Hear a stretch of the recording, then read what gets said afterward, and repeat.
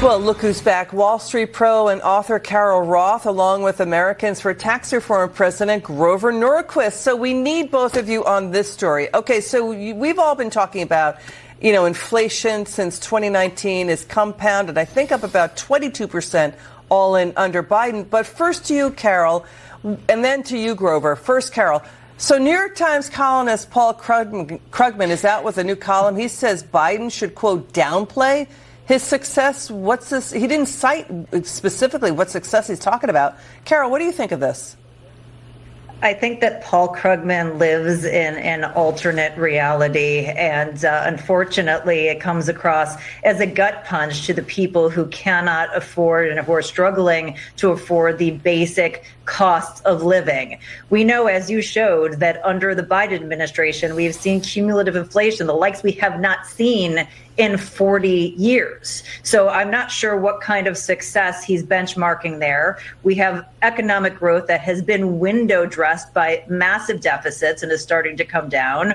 We have people who are going into their savings, going into their IRAs, taking on additional debt. So I'm not sure which part of the economy he's thinking is a massive success, particularly, Liz, for the middle and working class. And that's the crux of the issue. Yeah, so what Carol just said, this column, Grover, Paul Krugman, I didn't see much about his success. I saw him really talk about how inflation is bad, that fast food prices have gone up. He's saying they haven't gone up that much, but, McDonald's CEO says its average fast food prices are up 40%. So Krugman's trying to downplay fast food prices going up, but I didn't see much else in that column there to support Biden. What do you think? It's worse than that. You've got all the problems, the overspending, the inflation, the taxes, the higher energy costs that they're pushing through with regulations and permitting and so on. That's happening now, okay? But if you read what Biden's government is putting out, they want to add $3 or $4 trillion in taxes by getting rid of the Trump tax cuts. They want to take the capital gains tax to 44.6%, double China's. They want to take the corporate rate higher than China. Understandably, people who are investing, people who are, do I hire a new person? Do I give somebody a pay raise? The answer is, I don't know, because look at this tsunami coming if 50-50 Biden were to win. If somebody came to you and said, you're going to build a sandcastle, I'm going to come back in an hour and smash it up.